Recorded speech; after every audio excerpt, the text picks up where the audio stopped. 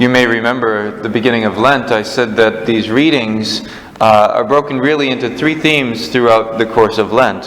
One is, how are we to live? The second is a preparation of the cross and reflection on the cross. And the third is getting into the inner life of Christ. And we actually have all three of these in the readings today. And in fact, I think it's the first time that we actually get into the inner life of Christ. But so we look at the gospel today, and we see Jesus starting out by saying, "Behold, the Son of Man will be crucified." A reflection on the cross, preparing us for the cross, and looking at this. And what does it mean in order to unite ourselves to Christ, to be one of Christ's disciples, seeing the cross, and then being called to the cross? This morning, before Mass, I was looking over the reflection in the Magnificat, and it's by St. Catherine Drexel, and she's talking about how every suffering is part of the cross. And then I read this to Dick just beforehand. It says, she said, "I did most earnestly pray in my Mass and at Holy Communion to implore the grace to imitate our Lord and to return Him love for love. I tried to offer Him what St. Margaret Mary desired, not to be left without suffering.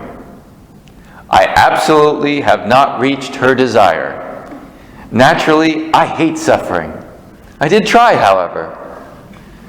Good to know that even a saint struggles with this, and it's not just we mere mortals struggling with this, with our suffering.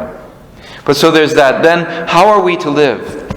And this is where the sons of Zebedee with their mother get kind of mixed up. Jesus has just told to them He's going to the cross, and they have this inept response. "We want to sit on your right and your left. We think we want power, authority, glory." And Jesus says, "No. You know that the rulers of the Gentile lord it over them, and the great ones make their authority over them felt, but it shall not be so with you." Very clear words from the Lord. Rather, whoever wishes to be great shall be servant. Whoever wishes to be first shall be slave. Why? Because it's a union with Christ, who came not to be served, but to serve. So how do we live? By service, not by seeking power and authority, not seeking to be first, but seeking to be last. And then a reflection into the heart of Jesus we hear in the first reading and in the psalm today. We get into the inner life of Jesus, prophesied by Jeremiah and by the psalmist. "Heed me, O Lord, and listen to what my adversaries say." Imagine this, Jesus going on the way to the cross, being condemned. "Must good be repaid with evil, that they should dig a pit to take my life? Remember that I stood before you," as he's speaking to his Father. "Remember I stood before you to speak in their behalf, to turn away your wrath from them." And then in the psalm, "I hear the whispers of the crowd that frighten me from every side, as they consult together against me, plotting to take my life. But my trust is in you, O Lord.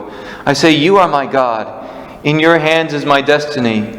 Rescue me from the clutches of my enemies and my persecutors."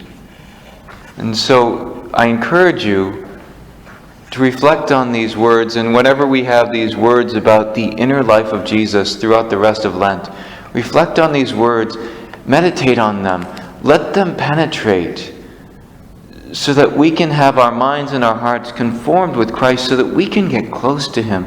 We can see what it is that He is thinking, what He is feeling as He's going out of love for us to death on the cross. This will draw us into His life.